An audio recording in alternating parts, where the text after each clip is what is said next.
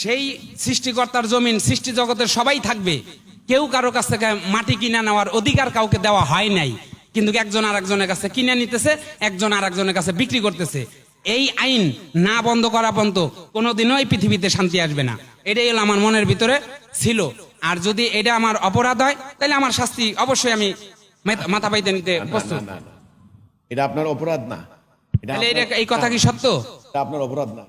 এখানে আল্লাহ রব্বুল আলামিন তার বান্দাদেরকে তার সৃষ্টির উপরে অধিকার দিয়েছেন।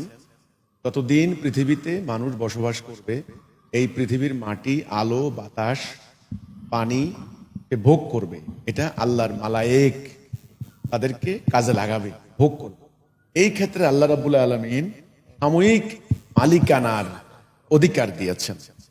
এই মালিকানা আপনাকে আদম আলাইহিস সালাম থেকে শুরু হয়ে এটার কন্টিনিউশন আজ পর্যন্ত আছে বনি আদমে। এখানে আমাদের যে বিশ্বাস বা যে কথা, এটা হলো এই মাটির উপরে প্রত্যেকটা আদম সন্তানের সৃষ্টিগত অধিকার রয়েছে। কাউকে এই মাটিতে বসবাস করার ক্ষেত্রে কেউ বঞ্চিত করতে পারবে না।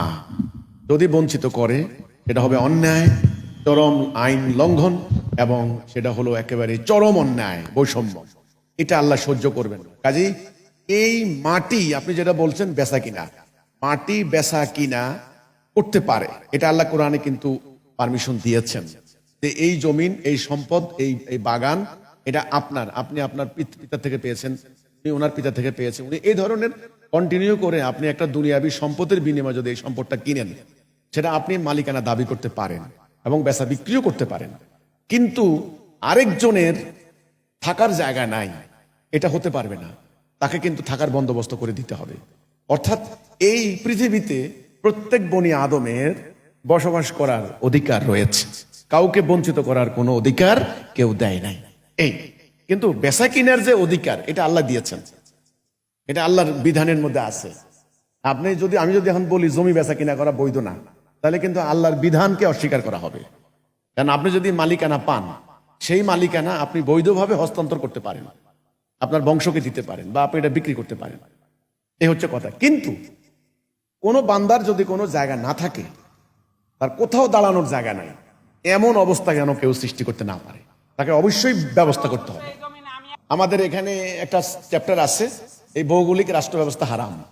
এটা যতক্ষণ না পর্যন্ত আপনি উৎখাত না করবেন, ততক্ষণ পর্যন্ত আপনি জমির মালিকানা পাবেন না। এই ভৌগোলিক রাষ্ট্র ব্যবস্থার কারণে ওনার এই অবস্থা হয়েছে। পাসপোর্ট নাই, ভিসা নাই। আপনি কি জানেন এ পর্যন্ত ল্যান্ডলেস মানুষ আছে প্রায় অন্তত 10 থেকে 20 কোটির উপরে, ওদের কোনো জমি নেই। এটা হতে পারে না, আছে কোথাও না কোথাও। এই যে ওনার মতো এখান থেকে থাপড়ায় উঠাই দেয়, ওখান থেকে উঠাই দেয়, ওখান থেকে উঠাই দেয়। এটা হলো এই বর্তমানের এই সিস্টেমের কারণে। এই সিস্টেম পরিবর্তন করলে দেখবেন আপনি জমির মালিক হয়ে গেছেন। এই হচ্ছে কথা। আপনার ধন্যবাদ।